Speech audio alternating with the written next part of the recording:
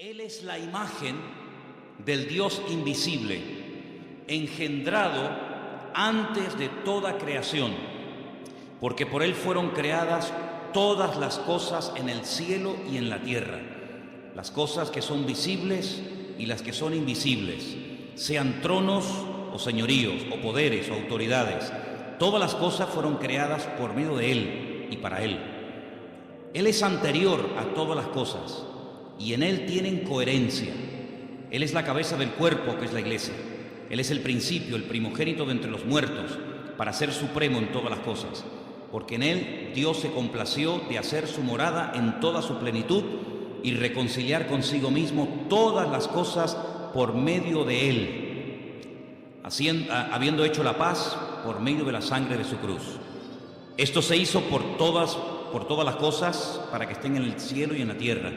Y a vosotros que erais originalmente extraños y hostiles en vuestra mente, sumidos en malas obras, Él os ha reconciliado en su cuerpo de carne por medio de su muerte, para presentaros delante de Él consagrados, incontaminados, irreprochables, con que solamente permanezcáis cimentados y edificados en la fe, y sin desplazaros de la esperanza del Evangelio que habéis oído, que se ha proclamado a toda criatura bajo los cielos, del cual yo, Pablo, he sido constituido vuestro siervo.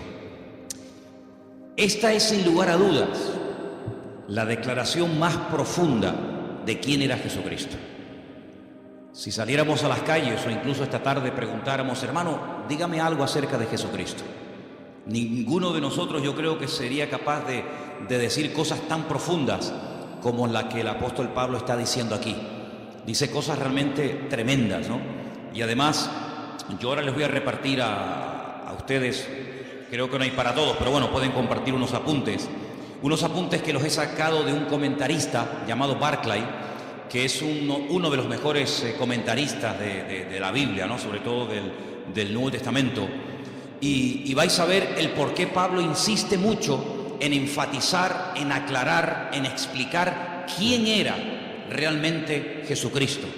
Encontramos, por ejemplo, expresiones como que Él en su cuerpo de carne. Uno dice, bueno, se entiende que el cuerpo es de carne, ¿no? Pero ¿por qué Pablo dice que Cristo vino con cuerpo y dice con cuerpo de carne? Muchas veces cuando leemos la Biblia tenemos que ponerlos en el lugar y en el momento de la época para entender por qué los autores bíblicos, en este caso el apóstol Pablo, decía esas cosas. Y por qué era tan profundo y por qué trataba siempre de dejar bien claro, sin género de duda, quién era y quién no era el Señor Jesucristo. ¿A qué vino y a qué no vino? Entonces voy a pedir no sé, por ejemplo, a una cualquiera, tú misma, hermanita, tú y tal vez Juan Carlos, ¿me podéis? Tenéis que compartirlos, porque evidentemente no hay para todos, pero podéis a lo mejor juntaros ahí 2 o 3, o en fin, entre vosotros, porque yo quiero que tengáis esto y que lo leáis tranquilamente, que lo leáis detenidamente en vuestras casas, porque no hay nada peor que estar creyendo en un Señor al cual sinceramente no conocemos. Yo creo con toda sinceridad que nosotros, no sé, por ignorancia, por falta de tiempo, no creo que por falta de interés, ni mucho menos, yo creo que no somos conscientes de a quién estamos sirviendo. Yo creo que aún no nos hacemos ni la más remota idea de quién era verdaderamente el Señor Jesucristo. A lo largo de la historia, se han dicho muchas barbaridades acerca de su persona, acerca de su obra. Por ejemplo, ha habido personas a lo largo de la historia que dijeron, y tenemos hoy en día una secta muy conocida que son los famosos Testigos de Jehová, que ellos proceden de una herejía del siglo I, que la comenzaron a decir los agnósticos y posteriormente Arrio, que decía que Jesucristo realmente no tenía un cuerpo exactamente igual como el nuestro. Incluso llegaron a decir que cuando Jesús caminaba no dejaba huellas en el camino. Era una especie como de espíritu que se podía ver, pero no era realmente un cuerpo, hablando claramente, de carne y hueso. Eso de que comía y tal, bueno, lo hacía un poco como para no llamar la atención, pero realmente su cuerpo no era un cuerpo como el que tú y yo tenemos hoy en día. Eso no es verdad. La Biblia nos enseña que Jesucristo tenía un cuerpo exactamente igual que el nuestro. Nació exactamente igual que cualquier ser humano. Tuvo una madre, tuvo un padre, comía, dormía, se cansaba, respiraba, tenía que beber agua. Podéis ver a Jesús en el camino cuando va para el norte y para en Samaria. Le pide a una mujer un vaso de agua, lo vemos durmiendo, cansado del camino, lo vemos descansando, en fin, un cuerpo exactamente igual. Pero en la figura, en la persona del Señor, es algo único e irrepetible. No ha habido ni habrá nadie que en el mismo tiempo estén, digamos, coexistiendo dos naturalezas, la humana y la divina. Vemos a Jesús capaz de perdonar pecados. Los fariseos se extrañaban y pensaban que blasfemaba porque decían, ¿quién puede perdonar pecados sino solo Dios? Yo creo que a estas alturas tenemos claro que el único que puede perdonar los pecados del ser humano, ¿quién es? Es Dios. Un hombre no tiene poder, según la Biblia, para perdonar los pecados a otra persona. Jesús lo hacía. ¿Se acuerdan el ejemplo? ¿Se acuerdan el momento y el lugar? Dice la Biblia que él estaba en una casa compartiendo la palabra. De repente le bajan del techo un paralítico descolgado por unos amigos y cuando él lo ve, le dice, hijo, a ti te digo, tus pecados son perdonados. Después lo sanó, ¿verdad? Pero lo primero que hace es arreglarlo por dentro y después arreglarlo por fuera, ¿sí? Su parte espiritual y su parte física. Eso solamente lo puede hacer Dios, él lo hacía, ¿verdad? Romanos capítulo 9 dice que Jesucristo, además lo dice categóricamente, Jesucristo es Dios, así, sin género de duda. Jesucristo es Dios. Jesús decía, el que me ha visto a mí ha visto al Padre. Jesucristo decía, yo y el Padre somos uno. Así de claro. Jesucristo era capaz de hacer cosas que a los seres humanos no se nos ha permitido hacer, como por ejemplo caminar por encima de las aguas. ¿O hay alguien aquí entre ustedes que tiene ese poder? Sería interesante que lo pudieras, no sé, demostrar, ¿no? O sea, no puedo caminar por encima de las aguas. Jesús lo podía hacer porque Él es el Creador y Él tiene poder sobre la naturaleza y no la naturaleza poder sobre el Creador. Jesús era capaz de multiplicar con unos cuantos panes y unos cuantos peces. Él era capaz de multiplicar. Ese poder tú y yo no lo tenemos. Jesús era capaz de transformar elementos, no sé, convertir el agua en vino. Y no convirtió el vino en agua porque no fue necesario, pero en un momento determinado Él convirtió dos elementos que no tienen nada que ver, ni en olor, ni en sabor, ni en color, ni en gusto. Él lo hizo en décimas de segundo. Convirtió el agua en vino. Porque Él tiene poder para transformar. Es decir, lo que Él hacía, ningún profeta del Antiguo Testamento lo hizo.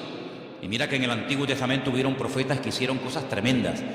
Dice la Escritura que los milagros que Moisés logró hacer a través de los muchos años que estuvo, digamos, dirigiendo el pueblo de Israel, dice que no ha habido ningún otro profeta que se levantara con tanto poder y con tanta autoridad como Moisés. Fue, digamos, el más grande de todos, pero Jesús lo superó, evidentemente, ¿no?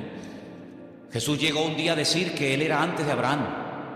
Lo leía recientemente y le dijeron, pero si tú no tienes ni 50 años, ¿cómo es posible que tú hayas conocido a Abraham y que incluso te atrevas a decir que tú eres antes de la existencia del patriarca Abraham? Dice, pues yo soy antes que Abraham. Juan lo define como el verbo, como la palabra encarnada, como la palabra humanada, la palabra hecha carne. Dice, en el principio era el verbo era con Dios y el verbo era Dios, ¿verdad? Entonces vemos al Señor Jesucristo con atributos divinos, capaz de perdonar pecados, caminar por encima de las aguas, transformar elementos, multiplicar panes y peces, etcétera, etcétera. Capaz de leer los pensamientos de la gente. Dice, ¿por qué caviláis contra mí en vuestros corazones? Sí, lo vemos en un cuerpo que come, que respira, que incluso murió, que tuvo que resucitar, que sudaba, que sangraba, etcétera, pero nunca dejó su divinidad. Evidentemente, como ser humano estaba tremendamente limitado. Ahora, ¿qué es lo que ocurre? En aquellos tiempos, y vamos a leer ahora un poquito, en aquellos tiempos los agnósticos decían que lo que tiene que ver con la materia, lo que tiene que ver con el cuerpo es malo, es negativo. Y por eso ellos incluso se flagelaban y se torturaban porque decían que todo lo que tiene que ver con la materia, todo lo que tiene que ver con el cuerpo es malo. Los griegos llegaron a decir que la cárcel que encierra el alma es el cuerpo. Por eso muchos de ellos menospreciaban el cuerpo. Sin embargo, la Biblia dignifica el cuerpo del ser humano, tanto el del hombre como el de la mujer, evidentemente, ¿no? Llega incluso a declarar que el cuerpo físico, material del ser humano es el tabernáculo, es el templo donde Dios ha decidido vivir. Dios a lo largo de la historia decidió vivir en diferentes lugares. En un momento de la historia decidió vivir en una carpa, en un tabernáculo, en el desierto, portátil, ¿no? Que se levantaba y se volvía a montar rápidamente. Y Él decidió vivir como todo el pueblo. Ustedes viven en carpa, yo quiero otra para mí. Cuando el pueblo entra a la tierra prometida y pasan de ser peregrinos en el desierto y comienzan ya a construir sus casas, Él dice, constrúyame otra para mí, yo quiero poner mi gloria entre mi pueblo, ¿verdad? Pero ya no está ni en un tabernáculo, una tienda de campaña portátil, ni en un templo. Pero dice, pero ahora yo estoy en cada uno de ustedes, porque ahora he decidido morar, he decidido vivir en los corazones de aquellos hombres y mujeres que han puesto su vida en mis manos. ¿Se dan cuenta? Entonces, lo que vamos a ver en esta tarde es muy interesante porque las expresiones que emplea aquí el apóstol Pablo son tremendas. Ahora comentábamos Elena y yo en casa ayer o hoy a la mañana, la Biblia es un libro tremendamente profundo, sin lugar a dudas, pero yo creo que no hay términos en nuestro idioma, por lo menos, lo suficientemente profundos como para aclarar quién verdaderamente era el Señor Jesucristo. Porque nuestro idioma es un idioma muy limitado. Por eso quiero explicar lo de las versiones. A veces ustedes habrán notado, el domingo pasó, no sé si se dieron cuenta, el domingo pasó que la lectura que se leyó en la iglesia, lo que se ponía en la pantalla, a veces no coincidía exactamente las mismas palabras con la persona que estaba leyendo. ¿Por qué? Porque en español, como en muchos idiomas, hay muchas formas de decir una cosa. Entonces depende del autor, depende del traductor, podemos decir de una forma o podemos decir de otra forma. Estamos diciendo lo mismo, pero no habla igual un venezolano que un colombiano, no habla igual un canario que un catalán, no habla igual un boliviano que un argentino. Hay diferentes expresiones, todos hablan el mismo idioma, pero cada pueblo, cada cultura, cada lugar, cada momento de la historia, pues tiene expresiones que van cambiando. El idioma no es algo muerto, el idioma es algo vivo, va cambiando de generación en generación. Cada cierto tiempo, pues la Real Academia Española tiene que introducir palabras y tiene que introducir términos que hoy en día son normales, pero que en la época de nuestros padres o de nuestros abuelos esas palabras ni existían. Es que ni existían, ni se sabía lo que era eso. Sin embargo, hoy en día hay que dar una definición, hay que dar una aclaración a palabras que se usan todos los días, pero que en aquellos tiempos, repito, ni existían. Entonces a veces hay que, entre comillas, inventar. Incluso a veces nosotros en nuestro idioma hemos adoptado palabras de otro idioma. En la informática ni te cuento. La informática está llena de términos que son ingleses, son términos que no son españoles, pero que de alguna manera ya forman parte de no sé, software.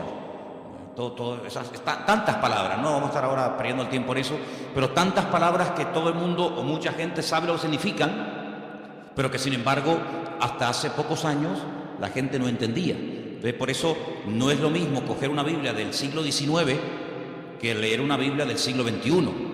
El mensaje es el mismo, pero la forma de clarificar el mensaje evidentemente va cambiando y hay que adaptar el lenguaje a los tiempos, ¿no? Entonces, cuando el apóstol Pablo decide escribir una carta a nuestros hermanos, a la iglesia local de los hermanos de Colosas, pues allí había unos problemas particulares que curiosamente a lo largo de la historia se han ido repitiendo. Entonces, en los apuntes que ustedes han recibido en esta tarde, perdonen la letra tan pequeñita, yo sé que algunos dirán, madre mía, yo esto no lo veo. Es que lo quise hacer grande y mira cómo salían los folios, salían unos folios enormes. Entonces, si quieren, sigan la lectura. El resto de los comentarios de este capítulo, del versículo 15 al 23, está todo explicado aquí. No tiren estos apuntes, léanlo frecuentemente, porque hay expresiones que necesitamos saber qué es lo que realmente quiso decir el autor. Solamente me quiero parar en algo, y es que a Jesús se le llama, por ejemplo, en el versículo 15, ¿qué dice el versículo 15 en vuestra versión? ¿Lo podéis ver ahí un momentito? Colosenses 1:15, ¿qué dice? Leerlo juntos en altavoz, por favor.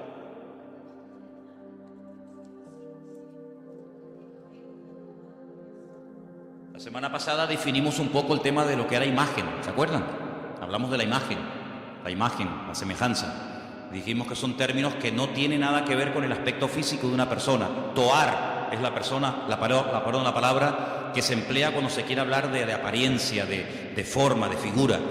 Pero cuando la Biblia habla de que hemos sido creados a imagen y semejanza de Dios, no significa que físicamente el hombre se parece a Dios. Nada que ver, en absoluto. Se refiere a sus atributos, se refiere en cuanto a sus características. Es un ser inteligente, capaz de razonar, de pensar, de tomar decisiones.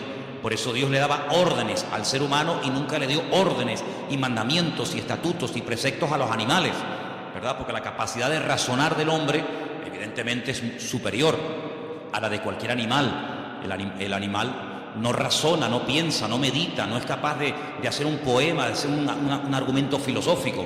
El ser humano puede jugar con las palabras, en fin, tiene una capacidad superior, evidentemente, ¿no? A todo eso se refiere la Biblia cuando habla de imagen y semejanza. Cuando la Biblia dice que Jesús era la imagen de Dios, no significa que tú veías a Cristo y veías la cara de Dios, ¿eh? No significa que físicamente Jesucristo se parecía a Dios, porque Dios, dice la Biblia, dicho sea de paso, Dios no tiene aspecto físico. ¿A quién se parece Dios? ¿Dios es blanco o es negro? ¿Es alto o es bajo? Es que no tiene nada que ver. Esos argumentos, esos adjetivos no tienen nada que ver con Dios.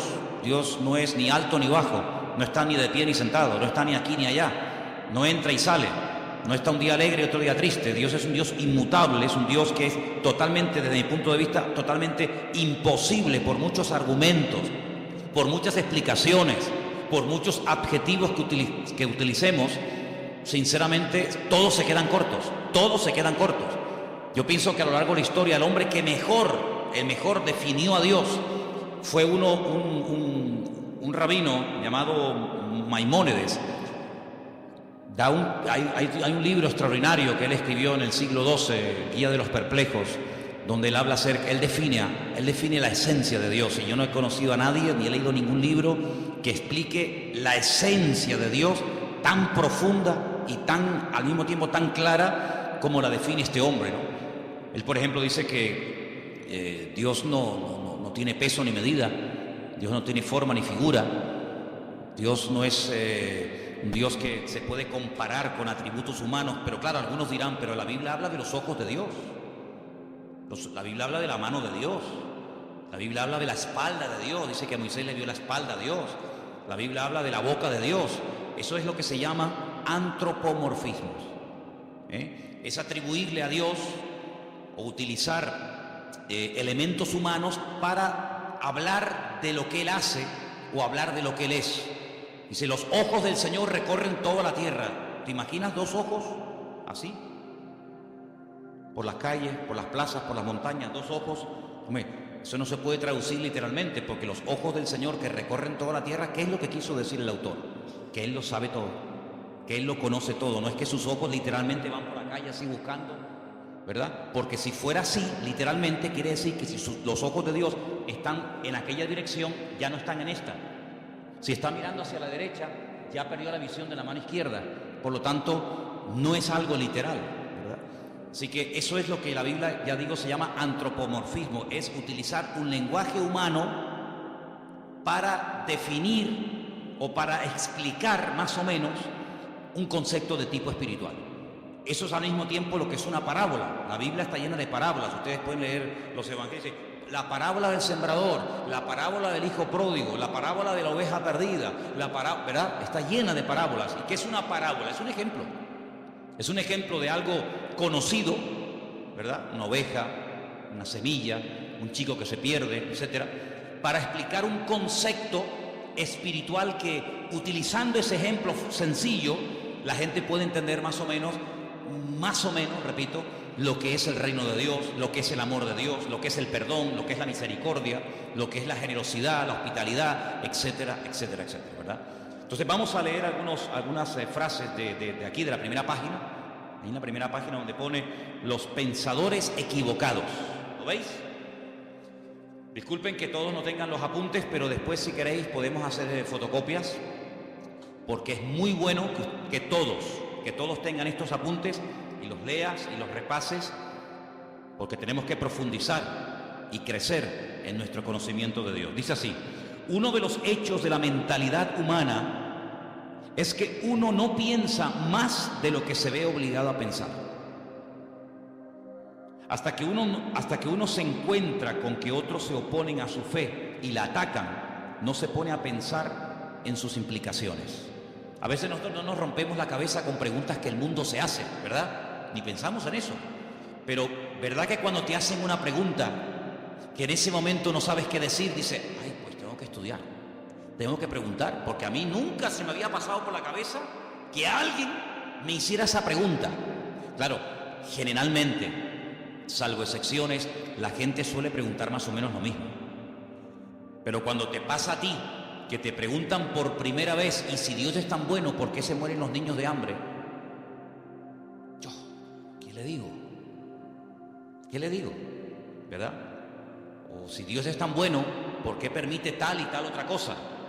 Entonces, a veces es bueno que nos hagan preguntas que en el momento no sabemos qué decir o qué responder, para que eso nos lleve a buscar de Dios. ¿Estamos de acuerdo? ¿Me estáis mirando a mí o estáis mirando a los que entraron? Estáis mirando aquí, ¿verdad? Bien, perfecto.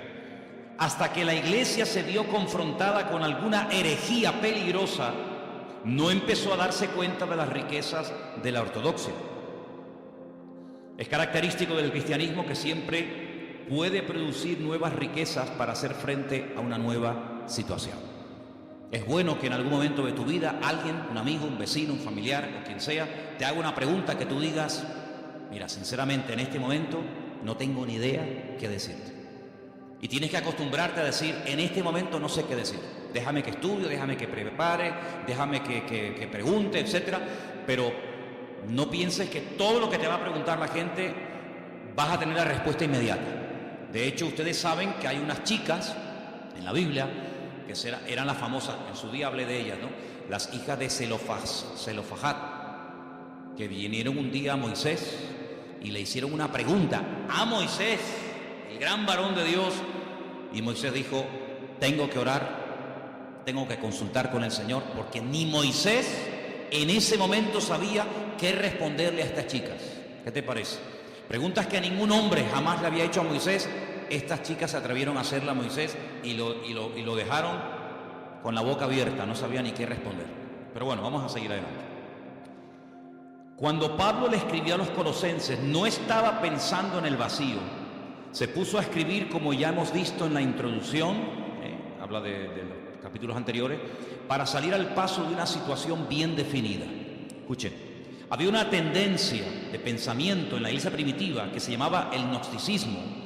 Sus seguidores, los gnósticos, lo que quiere decir poco más o menos los intelectuales o los libre pensadores, estaban insatisfechos con lo que consideraban la ruda sencillez del cristianismo y querían convertirlo en una filosofía que pudiera estar en línea con los otros sistemas filosóficos del tiempo. Es decir, para algunas personas nuestra fe es tan sencilla que no les cabe en la cabeza. En aquella época los filósofos, y en Atenas estaba lleno de filósofos. Cuando Pablo fue allí, madre mía, se encontró con ustedes pueden encontrar en el libro de los Hechos, con los atenienses, los estoicos, los epicúreos, toda aquella gente que para decir que estos blancos daban 40 vueltas y preguntaban y preguntaban y preguntaban. Pues cuando empezó el cristianismo a difundirse y a extenderse el evangelio por todo el mundo conocido, pues estos gnósticos no daban crédito a que todo fuera tan fácil y todo fuera tan sencillo. Ellos querían complicar las cosas. Por eso Pablo tiene que escribir muchas cartas para responder y debatir correctamente a esta gente, ¿no? Ahora bien, Dios es espíritu y por lo tanto absolutamente bueno, y la materia absolutamente mala, según decían ellos. De ahí que se deducía que el Dios verdadero no podía tocar la materia y por lo tanto no era el agente de la creación. Así es que los gnósticos creían que Dios había producido una serie de emanaciones, cada una más lejos de Dios que las anteriores, hasta que por fin hubo una lo suficientemente distante de Dios para poder tocar la materia y crear el mundo. Fíjense cómo se complicaba la vida a la gente. Ahora, hay no es una ciencia, porque realmente no es una ciencia, es muy difícil definir realmente lo que es, pero la Cábala, que es una interpretación mística de la Biblia, ellos tienen lo que se llama el árbol de la vida, que consiste en una serie de digamos como de de emanaciones, una serie de puentes, una serie de estaciones entre Dios y el hombre. Ponen el ejemplo, decir, bueno, imagínense que ahí en las Caletillas hay una estación eléctrica, ¿sí o no? Todos la hemos visto. Esa estación eléctrica produce 1 millón de vatios. Y salen cables de la estación eléctrica de Caletillas, pues a todas partes, incluido llegan aquí a Santa Cruz. La luz que está entrando en este momento en este salón no es 1 millón de vatios. Si aquí entrara 1 millón de vatios, salimos todos por los aires, todos reventaríamos. Si pusiéramos ahí un micrófono, una guitarra, un teclado a la pared y le sale 1 millón de vatios, pegaría una explosión que saldría al edificio por las nubes. Entonces, ¿qué es lo que hacen? Por el camino van poniendo transformadores y van bajando de 1 millón a 100.000, de 100.000 a 50.000, de 50.000 a 20.000, de 20.000, y así van bajando, y van como bajando la potencia para que cuando llegue al hogar de cada uno de nosotros, todos nuestros aparatos funcionan a 220. Entonces, lo que sale de la estación central no es lo que nos llega a la casa, es una mínima parte de lo que sale. Siempre tiene que salir más de lo que llega. Si sale a 220, no nos va a llegar a nosotros a 1 millón, pero a la inversa sí. Entonces, algunos creen que Dios es tan poderoso, tan grande, tan sublime, tan magnífico, que es realmente imposible llegar a tener comunión y relación con ese Dios, porque como que nos mataría. ¿Qué es lo que hacen? Ellos van por el camino, para explicarnos, ¿no? Ellos van por el camino diciendo que bueno, Dios se manifestó en esto, y esto en esto otro, y esto en esto otro, y esto en esto otro, y Cristo, según los gnósticos, fue una de las manifestaciones o emanaciones de Dios, la más distante, y por eso Él podía tener un cuerpo, pero realmente no era un cuerpo como el que dijimos al principio. Todo esto es una auténtica barbaridad. Algunos dirán, pero ¿cómo la gente se puede complicar tanto la vida? Pero esto fue antes del año 100. Después de Jesucristo, imagínense, si estas cosas no se aclaran al momento, si el apóstol Pablo con la sabiduría y el conocimiento que el Señor le dio no fuera capaz de taparles la boca, de hacer lo que se llama apologética, si defender correctamente los principios bíblicos, en el año 2015, siglo XXI, el Evangelio estaría totalmente distorsionado y no tendría absolutamente nada que ver hoy el Evangelio con el Evangelio que predicaba Jesucristo y los discípulos. Por lo tanto, se tuvo que defender la fe en aquel momento, se tuvo que aclarar las cosas, y gracias al Señor tenemos, por ejemplo, la carta de los Colosenses, que va en una línea, la carta a los Efesios, la carta a los Tesalonicenses. ¿Por qué hay tantas cartas? Porque en cada congregación surgían diferentes opiniones o diferentes herejías. Por ejemplo, en Colosa decían que una de las formas de acercarnos a Dios es adorando a los ángeles.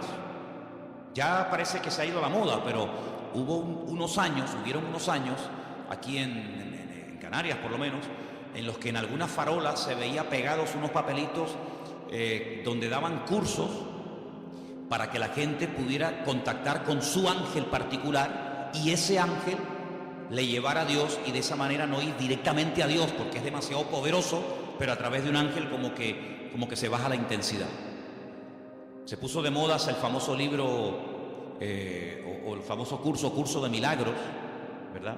Donde la gente podía, entre comillas, producir con una serie de técnicas y con una serie de historias sus propios milagros, autosanarse, autoliberarse, y ahí surgieron buenos pensamientos, la famosa nueva era, donde ellos dicen que el hombre es como un ser que tiene dormido, tiene como atrofiado una serie de valores, una serie de capacidades que el pecado ha apagado, pero que con una serie de clases y de principios y de no sé qué y no sé cuánto, ya no hace falta ni ir al médico ni que nadie ore por ti, sino que tú te puedes autosanar, porque tú eres una especie como de Dios en miniatura, una especie de ser tremendamente poderoso pero atrofiado, apagado, dormido, porque el pecado te ha, digamos, dormido esas capacidades espirituales.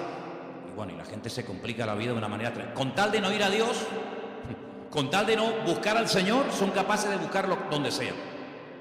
Y por eso el apóstol Pablo fue un hombre muy usado, no solamente para extender el Evangelio que nos ha llegado a nosotros exactamente igual, sino también para decirle a aquella gente las barbaridades que decían y para que hoy en día tengamos respuestas ante estas barbaridades.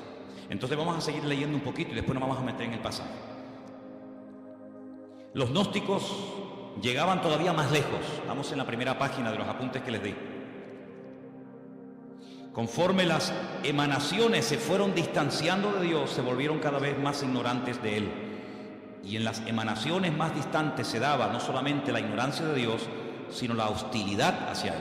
Los gnósticos llegaban a la conclusión de que la emanación que creó el mundo desconocía y era hostil al verdadero Dios, y algunas veces hasta identificaban esa emanación con el Dios del Antiguo Testamento. Eso tenía ciertas consecuencias. Ahora, si ustedes se dan cuenta, cuando el hombre no tiene una relación directa con Dios, cuando el hombre busca en fuentes equivocadas, es como lo que decía el profeta Jeremías: ustedes están buscando en cisternas rotas que no retienen el agua, y por eso cuando llegan a una cisterna rota la encuentran vacía. Hay una búsqueda sincera, pero el camino es un camino equivocado.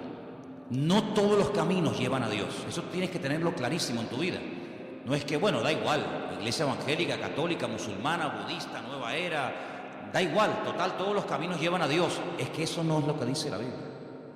Mira, a lo largo de la historia, siempre el deseo del Creador, el deseo de nuestro Dios fue tener comunión con el hombre. Dios hizo todo lo habido y por haber, todo lo impensable, para que el hombre se acercara a Dios. El hombre como que hacía todo lo contrario para alejarse del Señor. Te voy a poner un ejemplo. Mira, en el Antiguo Testamento hay un varón de Dios, un hombre que se llamó Jacob. Conocemos también su nombre como Israel. La Biblia dice que él una noche se echó a dormir. Estaba durmiendo al aire libre. De repente él tiene un sueño donde ve una escalera. Una escalera que tiene la parte de abajo en la tierra y la otra punta, al otro extremo de la escalera, está en el cielo. Él dice que ve ángeles que suben y que bajan. No dice que bajan y suben, sino ángeles que suben y bajan. Él entiende en ese sueño, que es muy profundo, para decirlo así en breves palabras, él entiende que el cielo se quiere acercar al hombre. Él entiende que el Creador quiere volver a tener comunión con el hombre. El hombre la cortó, el hombre se desconectó de Dios, el hombre se independizó de Dios, para que me entiendan. Porque cuando Dios creó al hombre, lo creó con la capacidad de rebelarse, de separarse de su Creador. ¿Por qué Dios lo hizo así? Solo Dios lo sabe. Pero una de las razones elementales y básicas de por qué Dios le permitió al hombre rebelarse contra su Creador es por una sencilla razón: porque Dios no quiere amor a la fuerza. Si tú no me amas, yo no te voy a obligar a que lo hagas. Si tú no me quieres servir, yo no te voy a obligar a que me sirvas. Si tú no quieres estar conmigo, yo no te voy a obligar a que estés. Yo te voy a crear con la capacidad de rebelarte, con la capacidad de distanciarte de mí. Y el hombre utilizó esa capacidad como ser perfecto que era, porque si no tenía esa capacidad, luego no es perfecto. El hombre utilizó ese libre albedrío, esa capacidad, y se desconectó de Dios. Claro, las consecuencias fueron terribles. Dios le dijo: bueno, pues si en este lugar que yo lo he creado para ti, y no tienes que hacer absolutamente nada para subsistir, sino que yo te lo he dado prácticamente todo hecho. Fijaros que el hombre ni tenía, hermanos, que matar animales para poder comer. El hombre no fue creado para matar, por eso el hombre tiene que utilizar armas. Los animales, cada uno tiene sus armas de defensas, ¿verdad? Unos tienen cuernos, otros tienen garras, otros tienen veneno. El ser humano no tiene nada, porque el ser humano no fue diseñado para matar. Por eso el hombre tiene que usar una pistola, un palo, una piedra, una escopeta, un rifle, porque el hombre no tiene la capacidad por sí misma de matar a otro ser humano, porque no tiene ningún arma poderosa. Ahora, fijaros qué interesante: cuando el hombre se desconecta de Dios, Dios lo tiene que echar de aquel lugar perfecto y de armonía que todos conocemos como el Gan Edén, el jardín del Edén. Y cuando sale de ese lugar, él se percata, él se da cuenta de todo lo que ha perdido. Ahora el hombre tiene frío, ahora el hombre tiene calor, ahora el hombre suda. Sudar significa perder humedad, con la capacidad de poder deshidratarte. La mujer comienza a sentir dolores.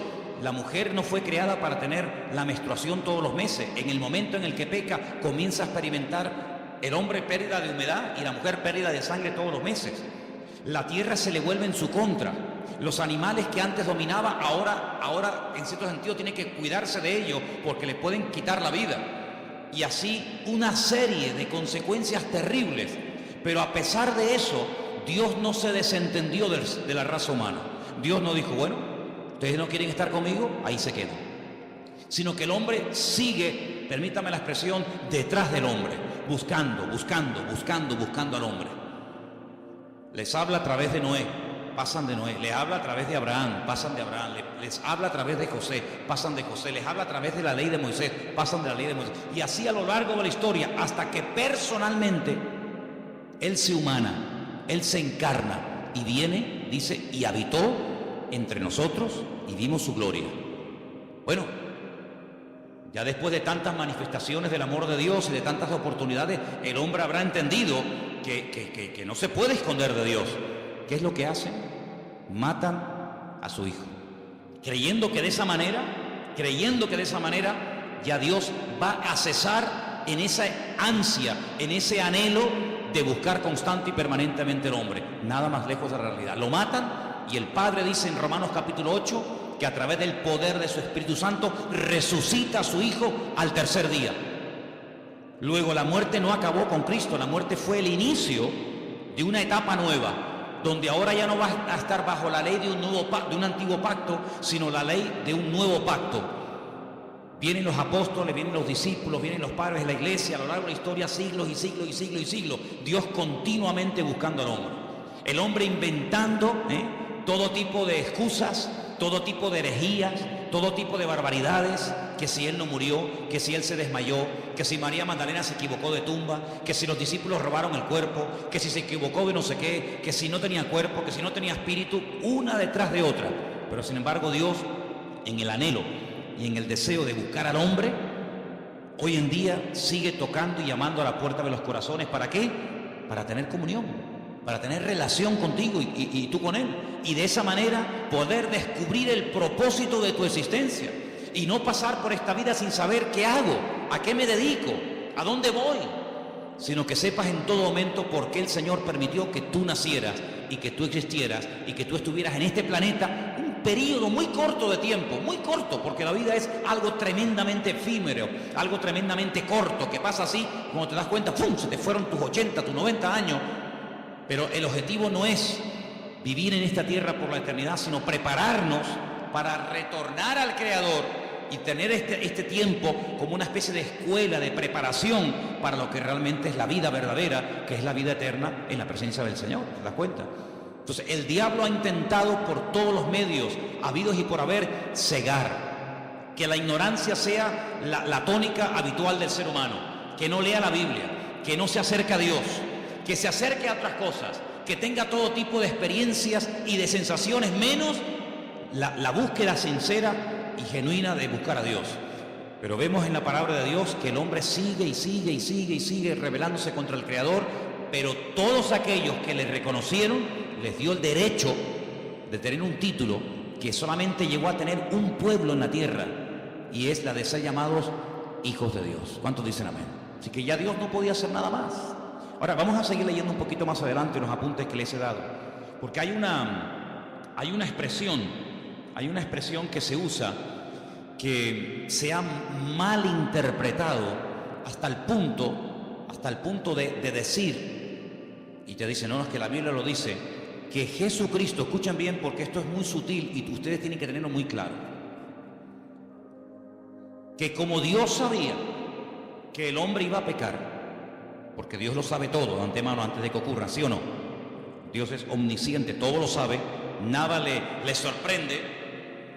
Ya Dios había creado en un principio, antes de la creación del universo, a Jesucristo, y lo tenía como preparado, lo tenía como reservado, para que cuando el hombre pecara, como nada podía redimir al hombre del pecado, sino solamente a través de la sangre incontaminada y limpia y pura del Señor, pues ya Él lo tenía preparado desde antes de la fundación del mundo para que muriera por nosotros. No se pueden ustedes imaginar la cantidad de gente que cree eso, que Jesucristo es el Salvador, que murió por nosotros, que resucitó en una cruz, que Él ascendió a la diestra de Dios Padre, que volverá, que reinará, todo eso, pero con algo muy sutil, y es que dicen que Jesucristo no es Dios, sino que Jesucristo es un ser creado.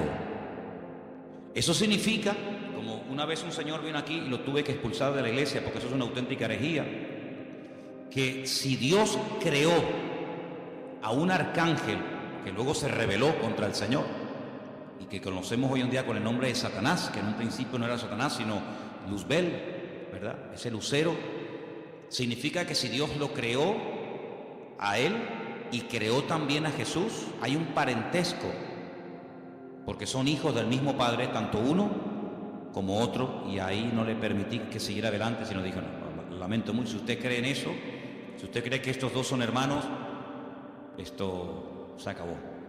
Hasta ahí no le permitimos, y lo tuvimos que decir que se fuera. Pero él estaba totalmente convencido que así como Adán y Eva tuvieron un hijo bueno y un hijo malo, uno llamado Caín y otro llamado Abel, Dios también tuvo un hijo bueno llamado Jesucristo y tuvo un hijo malo llamado Satanás. Fíjate tú las barbaridades a las que llega la gente, ¿no? ¿Y de dónde sacaba eso? Del versículo 15, donde dice que él fue el primogénito de la creación. Amigo.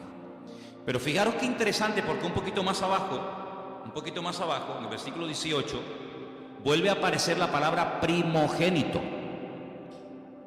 Versículo 18 dice, Él es la cabeza del cuerpo, que es la iglesia. Él es el principio, ¿el qué?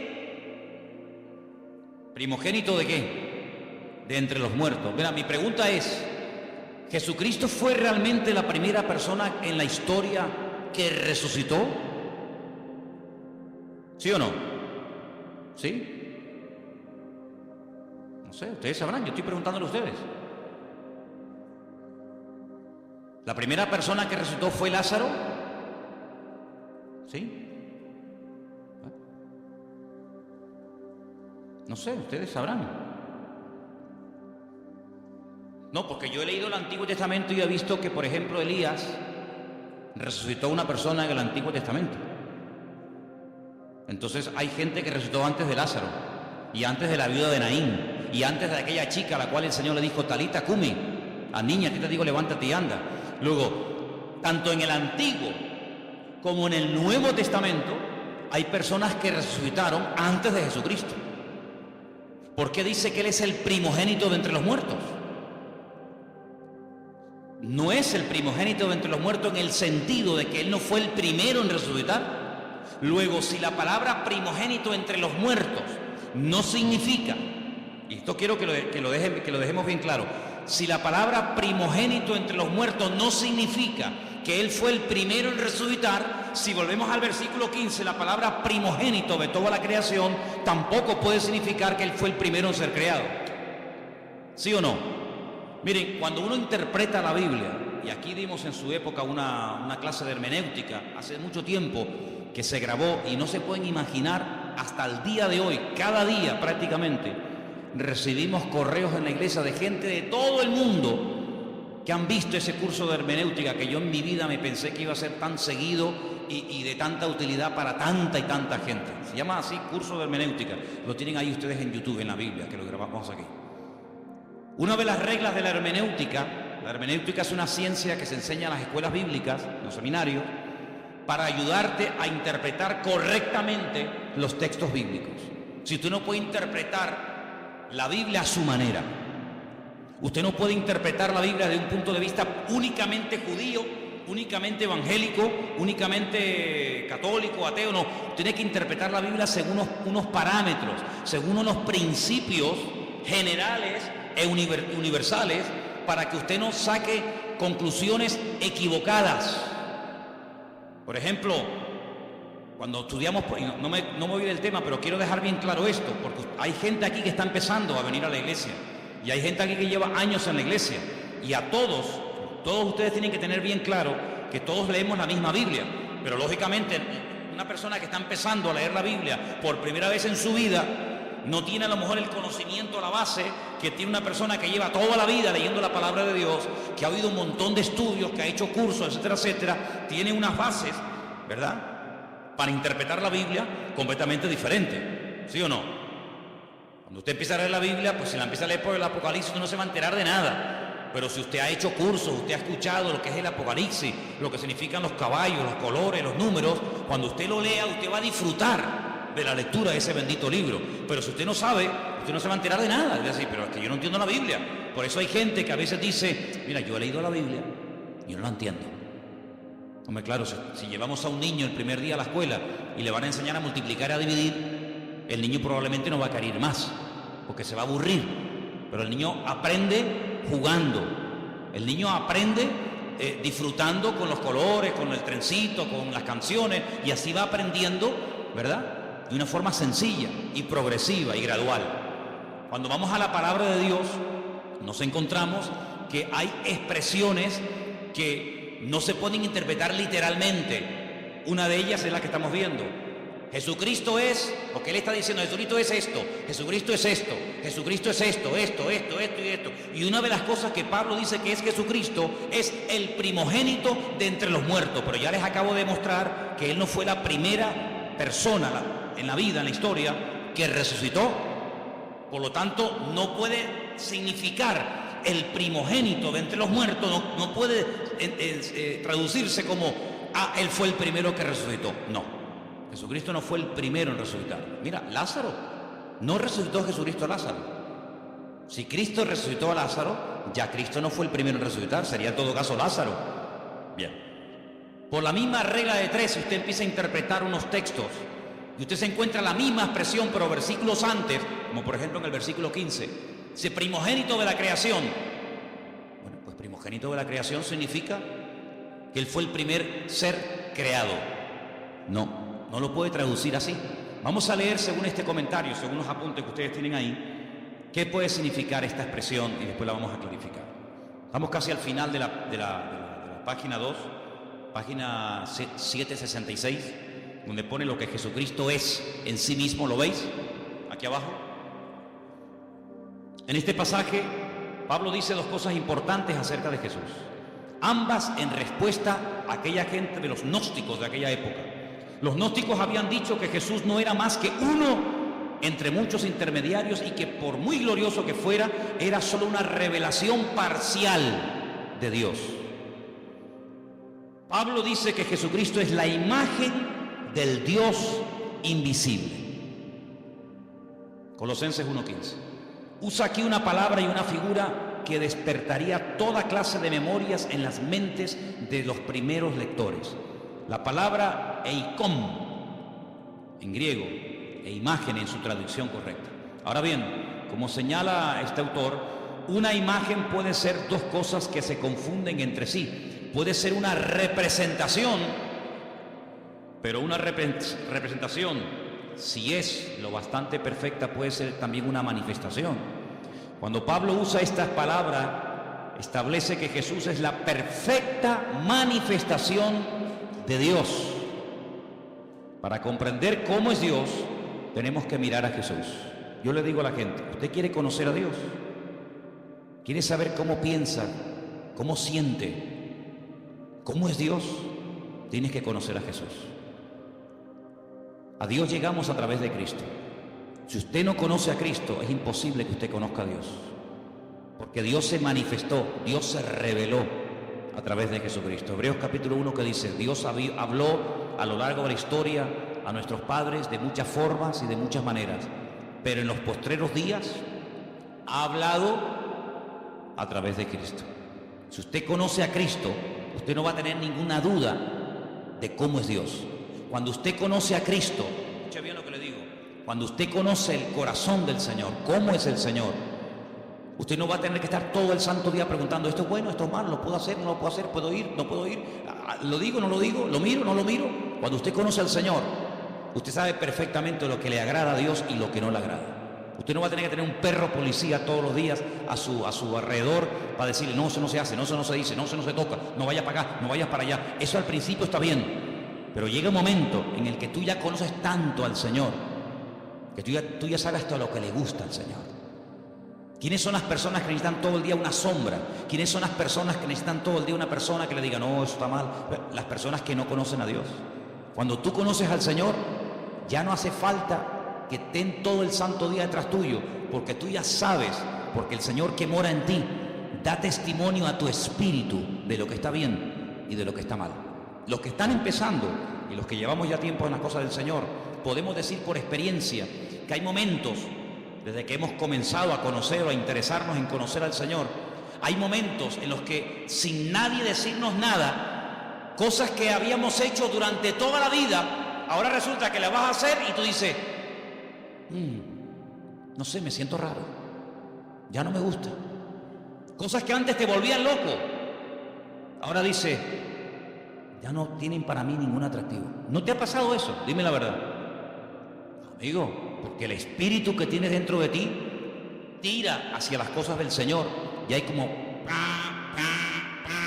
como una alarma que te dice, eso no está bien. Nadie lo sabe, nadie te ha visto, pero el Señor que mora en ti ya comienza a hablarte. Si tú esa voz la cultivas, no la apagas, no la ignoras, sino si tú esa voz, esa sensación, por decirlo así, tú le prestas atención cada día, tú vas a ser más sensible a lo que tienes que ser y nada sensible a lo que no tienes que ser sensible. ¿Cuál es el problema del ser humano en reglas generales? Que a veces somos tremendamente sensibles en cosas que nos tenían que dar lo mismo. Y a lo que deberíamos de ser verdaderamente sensibles, no lo somos. Yo creo que uno de los peores pecados que podemos cometer los creyentes, los que ya hemos conocido al Señor, es perder la sensibilidad espiritual. Porque cuando uno pierde la sensibilidad espiritual, un término que aparece en la Biblia es que llegamos a cauterizar la conciencia. Si ya pecas y no te sientes mal. Y eso es terrible. Eso es terrible. El temor de Dios, el respeto a Dios, dice la Biblia que es el principio de la sabiduría. Cuando tú comienzas a darte cuenta de que ese pecado, que para ti no era pecado, para ti era normal, porque lo has hecho toda la vida, pero ahora dice, oye, ¿y yo por qué ahora, cuando voy a fumarme un porro, o cuando voy a ver una película pornográfica, o cuando voy a mentir, o cuando voy a robar, o cuando voy a no sé qué, o no sé cuánto, por qué yo ahora me siento mal y antes no me sentía mal? Porque estás cambiando. Por eso, porque estás cambiando. ¿Y quién es el que te está cambiando? El que vive dentro de ti. Por eso dice, no entristezcas, no apagues al Espíritu Santo que mora en ti. Porque yo te digo por experiencia que se puede apagar la voz del Señor. ¿Qué dice la Escritura? Si hoy el Señor te habla, no cierres tu corazón, porque a lo mejor ya mañana te vuelve a hablar y ya no te enteras. La sensibilidad es algo que no podemos perder. Esa es una de las señales de que una persona se ha apartado del Señor, de que no está bien con Dios, que ha perdido la sensibilidad espiritual. ¿Vale? Sigo leyendo. El Antiguo Testamento, versículo donde pone la A, y la literatura intertestamentaria, si lo que está entre el Antiguo y el Nuevo Testamento, tienen mucho que decir acerca de lo que es la sabiduría. Bueno, vamos a leer un poquito más adelante porque yo lo que quería que ustedes vieran acerca de lo que significa verdaderamente aquí. Perdón, vamos a la página 767. Vamos a esa página, por favor. Lo que Jesucristo es para la creación. Él es el primogénito de toda creación. Debemos procurar darle el verdadero sentido a esta frase. Como aparece en la Reina Valera, podría querer decir que el Hijo fue la primera persona que fue creada. No. Usted sabe lo que a mí me atormentaba cuando yo comencé a venir a la iglesia. La pregunta que a mí me volvía loco. Ya gracias al Señor eso ya ha pasado a la historia, pero yo era una cosa que era algo como una obsesión, era algo que me volvía loco. ¿De dónde salió Dios? ¿Quién lo creó? Yo daba para atrás, marcha atrás, ¿no? Iba para atrás, Jacob, Abraham, Noé, Adán, iba para atrás. Decía, ¿de dónde salió Dios? ¿Quién lo creó? Claro, más loco me volvía si yo decía, bueno, lo creó fulano de tal. Otra vez volvemos al lío. Y a fulano de tal, ¿quién lo creó? Era algo increíble. ¿Quién te puede explicar? Yo no soy capaz de hacerlo. ¿Quién te puede explicar que a Dios no lo ha creado nadie? Que Dios siempre ha existido y siempre existirá. ¿Quién te puede explicar eso? Yo no. ¿Sabes cómo se acepta eso? Por fe. Señor, yo no sé todas las respuestas, pero yo solamente sé una cosa, que tú existes y tú eres mi Dios. ¿Quién le puede a usted explicar el concepto que los cristianos llaman Trinidad? Padre, Hijo y Espíritu Santo. ¿Quién le puede a usted explicar eso? Que si el huevo, que si el agua, que si la metes en la nevera se hace un cubito de hielo, que si la pones al fuego se evapora y si la bebes es líquida. Sí, son 3 elementos. ¿Quién le puede a usted realmente explicar todo eso? Por eso Dios nos ha dado un regalo maravilloso. Yo sé que hay gente que este regalo no lo tienen y por eso yo le agradezco a Dios que a muchos de los que estamos aquí Dios nos ha dado ese regalo. ¿Saben cuál es? La fe. Hay gente que tiene fe en el curandero y creen con todo su corazón que ese sinvergüenza, que te pide dinero, que se inventa respuesta, que se inventa que tu marido tal, que tu hijo no sé qué, que siempre dicen lo mismo. Hay gente que tiene una fe ciega en eso y hasta pagan dinero. Nosotros no tenemos necesidad de ir por esos derroteros ni por esos caminos, porque estamos totalmente convencidos de que Dios es un Dios que existe y es un Dios verdadero. Yo sé que Jesucristo siempre ha existido. Claro, en nuestra mente humana todo tiene un principio, todo, absolutamente todo. Y aparentemente todo tiene un final, pero en Dios, en Jesucristo, en su Espíritu no hay ni principio ni fin, siempre han existido. Es más, Pablo dice que todo lo que existe fue creado por Él, para Él y por medio de Él. ¿Cuántos dicen amén? Claro, el mundo se puede reír, el mundo puede cuestionarse, pero bueno, hermano, que digan lo que quieran. Yo sé en quién he creído y yo sé que el Señor no fue creado, sino que el título primogénito de la creación, como vamos a ver ahora, esto es lo que significa. Ahí lo tenemos, al final de la página. El primogénito de toda creación, perdón, estamos aquí. Debemos procurar darle el verdadero sentido. Como aparece en la Reina Valera, podría creer o querer decir que el Hijo fue la primera persona que fue creada, pero en el pensamiento hebreo y griego la palabra primogénito, que está ahí entre paréntesis, no tiene más que un sentido temporal muy indirecto. Hay que notar 2 cosas. Primogénito es muy corrientemente un título de honor. Israel, por ejemplo, en Éxodo 4:22, como nación se le llama el primogénito, el Hijo de Dios. Lo que quiere decir es que la nación de Israel es el Hijo de Dios más favorecido. Segundo, debemos notar que primogénito es el título del Mesías. Ahí pueden leerlo en casa, Salmo 89:27. Según lo interpretan los mismos judíos, la promesa en relación con el Mesías. Es decir, la palabra primogénito es un título. La palabra primogénito en la figura de Cristo no significa que Él fue lo primero que Dios el Padre creó, lo primero que Dios el Padre hizo, sino es un título de honor, de reconocimiento, como diciendo que antes de Él no ha habido nada y después de Él no habrá absolutamente nada.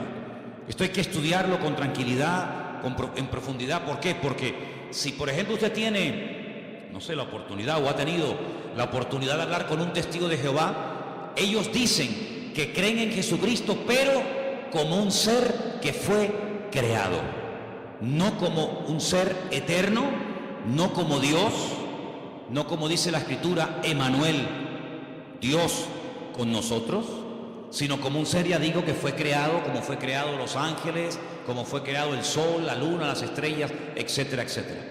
Si salíamos a la calle y le preguntáramos a la gente, dígame algo acerca de Jesucristo, muy poca gente tiene claro que Jesucristo, como ser humano, tuvo un principio, ¿sí o no? Él nació, Él estuvo 9 meses en el vientre de su madre, María, claro, porque Él decidió nacer. Él decidió venir a este mundo. ¿Y cómo nace un ser humano? Pues a través de una mujer. No hay otra forma, no hay otra manera. Y Él decidió venir a este mundo como ser humano. Si hubiera decidido venir como Dios, no hubiera tenido necesidad de nacer como nacen los seres humanos. Pero no decidió venir como Dios, decidió venir como hombre. Y se limitó, ¿verdad?, a las leyes que rigen a todos los seres humanos. Jesucristo tuvo que aprender a caminar como niño, tuvo que aprender a leer y a escribir, ¿sí? Tuvo que someterse a sus padres, dice la Biblia que Él se sometió a sus padres y les obedecía. Y como ser humano vivió una vida totalmente normal. Fíjense qué normal era el Señor, que en el jardín de Getsemaní, cuando uno de sus discípulos decide traicionarlo, decide venderlo, si hubiera sido un ser tremendamente llamativo, con una aureola, con una luz especial, no hubiera sido necesario que Judas, a los que venían a prenderle, les dio una señal. ¿Cuál fue la señal? ¿Cuál fue la clave que indicó a los que venían a prender al Señor que ese era el Señor? ¿Cuál fue? El beso, el famoso beso de Judas, ¿no? Podía haber dicho, mira, el más alto, el más guapetón, aquel que tiene una luz blanca que le sigue a todas partes, aquel que está siempre rodeado de ángeles, aquel que levita y no toca con los pies el suelo, sino que va así, como volando, ¿no? No, era tan normal, que hasta Judas tuvo que decir, tengo que darle un beso, porque pasa desapercibido delante de todas las personas, porque el atractivo realmente del Señor no era el aspecto físico, sino era la esencia de lo que Él era y de lo que Él verdaderamente había venido a hacer a este mundo. Y nosotros tenemos que profundizar en nuestro conocimiento del Señor. Por eso animo a los que están empezando que lean los evangelios. Tenemos 4, ¿cómo se llaman? Mateo, Marcos, Lucas y Juan. Ahí ustedes van a encontrar cómo hablaba, cómo reaccionaba cuando lo criticaban, cómo pensaba, cómo se movía en medio de sus enemigos, cómo trataba a los niños, a las mujeres, cómo trataba a sus discípulos, cómo era intolerante frente al pecado, pero tremendamente misericordioso y compasivo ante gente que había caído, pero que les daba la oportunidad de rehacer su vida. Y ahí en los evangelios encuentras a Cristo como ser humano, pero también como un Dios perfecto, humanado, limitado entre nosotros, pero que nos amó tanto que se dejó matar. Ahora, el concepto tal vez más profundo de lo que Él es, el concepto más maravilloso de todos los que rodean a Dios, podemos decir que Dios es santo, ¿sí? Podemos decir que Dios es justo, podemos decir que Dios es bueno, ¿sí? Podemos decir un montón de cosas, ¿sí o no? Pero el concepto del amor de Dios, ¿tú lo entiendes? Es impresionante, ¿no? Porque generalmente los seres humanos tenemos la tendencia, me imagino que ustedes también, de seleccionar, ¿no? Cuando dice, bueno, hay ¿cuántos? 100. Como que dentro de esos 100 hay un pequeño grupo más cercano a ti y los otros sí están ahí, pero ¿qué te parece? Sin embargo, el Señor no tiene favoritos. Eso ya es una cosa que nos llama la atención. Dios no tiene favoritos. Dios no dice, este sí, este no, este me gusta y este no me gusta. Es un Dios que ama al pecador, ¿sí o no? Ama al pecador, pero no ama, aborrece el pecado que cometen los pecadores. ¿Sí? Son dos cosas distintas. Él ama a todo el mundo por igual. Y son cosas que no nos caben en la cabeza. Porque ahora, por ejemplo, se está hablando mucho de este chico que huyó al extranjero, que mató a 2 jóvenes en la península, ¿no? Imagínate que ese chico viene a España, lo condenan y tiene que cumplir 15, 20, 30 años, en fin, lo que le toque. Imagínate que mañana va a esa cárcel un pastor, un hermano, una hermana, le habla del Señor. El chico reconoce la barbaridad que ha hecho, se arrepiente, pide perdón al Señor. Mi pregunta es, ¿Dios perdonaría a esta persona? ¿Sí o no? Delante de los hombres es un asesino. Tiene que estar ahí hasta que se pudra, ¿no? Hasta que cumpla la condena. Pero si esa persona le pide perdón a Dios, esa persona nos la vamos a encontrar el día de mañana en el cielo, en la presencia del Señor. ¿Quién entiende eso? ¿Quién entiende eso? Nadie. Pero así es el corazón de Dios. Es una cosa increíble. El peor asesino, lo peor de la humanidad, si se arrepiente y verdaderamente quiere cambiar, Dios lo perdona, Dios le da otra oportunidad y aunque delante de los hombres nunca lo van a perdonar y será toda la vida el fulano, el asesino, el criminal o lo que sea, delante de Dios puede llegar a tener el título de hijo o de hija de Dios.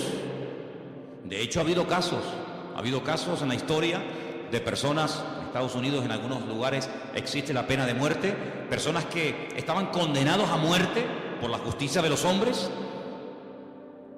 pero sin embargo se arrepintieron y le pidieron perdón al Señor, y como le dijo aquel ladrón en la cruz, condenado a muerte por el Imperio Romano, porque se lo merecía. De hecho, él dijo, nosotros padecemos justamente, yo no me quejo, si yo me merezco esto y peor, pero yo te pido que a pesar de lo malo y de lo ruin que he sido, que tú te acuerdes de mí cuando vengas en tu reino. Y el Señor podía haber dicho, pues hijo, lo siento mucho, yo no te puedo perdonar porque tú has sido esto y esto. Sin embargo, ¿qué dijo el Señor? Hoy estarás conmigo en el paraíso, amigo. El concepto del amor de Dios es lo que más me impacta de nuestro Dios. Porque si él es el primogénito de la creación, la imagen de Dios, el camino, la verdad y la vida, todo está muy bonito. Pero a mí lo que me cautivó y lo que me transformó la vida fue entender que Dios a mí me había amado de tal manera que fue capaz de mandar a su Hijo para que lo mataran en una cruz, simplemente por amor. ¿Qué te parece? Así que el apóstol Pablo intenta taparle la boca a los gnósticos de la época. A lo largo de su ministerio tuvo muchas luchas con los religiosos, con los fanáticos, con los que metían o intentaban meter falsas doctrinas en las congregaciones. Pero lo que nos tiene que quedar bien claro en esta tarde a todos y a cada uno de los que estamos aquí es que Dios a nosotros nos ama tal y como somos. Aunque nunca cambiáramos, ¿sí o no? Aunque nunca cambiáramos, aunque nos muriéramos así como somos hoy, el Señor en este momento a cada uno de nosotros nos ama, y cada vez que le pedimos perdón al Señor de corazón y de verdad, el Señor siempre perdona. Hace unos días estaba en televisión y como una novedad, como una cosa, como que hubieran bajado extraterrestres del planeta X y vinieran a este mundo y dijeran, oye, que han venido unos extraterrestres, como una cosa del otro mundo. Daban la noticia en todos los medios de comunicación de las últimas declaraciones del Papa, que si una mujer que abortó, ¿no dijo más o menos así? Verdaderamente de todo corazón pide perdón a Dios, que hay que perdonarla, y lo contaron. Y yo digo, pero mira, si eso lo sé yo hace 30 y pico de años cuando me convertí a Cristo. Sinceramente, a lo mejor para usted, señora, o para usted, caballero, será una cosa de decir, oye, que cómo estamos cambiando, qué cosa tan tremenda. Pero miren, ¿sabes qué? Es que yo conozco al Señor, no me hace falta que don Francisco diga semejante cosa, porque ya mi Dios en su palabra me ha dicho que el que viene a mí, yo no le echo fuera. Da igual si ha abortado, da igual si ha asesinado, da igual si ha matado con ganas o sin ganas, queriendo, sin querer, me da igual. En la palabra de Dios encontramos que si hubiéramos pecado, primero de Juan capítulo 1 dice, si hubiéramos pecado, abogado tenemos para con el Padre, a Jesucristo el justo. Y la sangre de Jesucristo nos limpia de todo pecado. Por lo tanto, a mí no me causa ninguna sorpresa diciendo, ay, qué maravilla. Pero si la maravilla hace 2000 años ya la dijo Él. Ya hace 2000 años el Señor Jesucristo murió en la cruz para demostrarle a toda la raza humana que no importa lo lejos que nos hayamos separado de los caminos del Señor, no importa, mira, lo bajo que hayamos caído, las barbaridades que hayamos hecho, si le pedimos perdón al Señor, Dios siempre perdona, y otra cosa más, y olvida. ¿Cuántos dicen amén? El Señor a nosotros no nos dio la capacidad de olvidar las cosas malas que nos hacen. Una cosa es que no nos domine, una cosa es que no me quite el sueño, una cosa es que no esté ahí continuamente amargándome la existencia, y otra cosa es que yo olvide. Si usted me pega ahora a mí una patada y usted me pide perdón y yo te perdono, oye, yo te perdono, pero yo no puedo olvidar que tú me pegaste una patada, y además si se me quedó un moretón y si me tuvieron que escayolar, pues menos todavía. Pero hay una característica tremenda, que un Dios todopoderoso diga y declare categóricamente, y Él no miente, que cuando Él perdona, Él olvida al mismo tiempo. Como diciendo, yo nunca te voy a echar en cara, nunca te voy a reprochar lo que me hiciste o me dejaste de hacer, lo que dijiste o dejaste de decir. Solamente hay un ser en todo el universo que es capaz de amarnos y de soportarnos como Él, y Él se llama Jesucristo, Rey de Reyes y Señor de los Señores. Así que conociendo al Señor, te vas a terminar enamorando de Dios. Y quiero terminar diciendo algo. Léanse todos estos apuntes porque son muchos y hay que leerlos con detenimiento y estudiarlos. Pero déjeme que le diga solamente una cosa, y lo he dicho en varias ocasiones. Que el Señor, que nosotros nos hayamos enamorado del Señor, ¿no es lógico? ¿Sí o no? Imagínate que llega una persona esta noche a tu casa. Tú no lo conoces de nada y te dice, ¿me podrías poner en un papel todo lo que tú debes?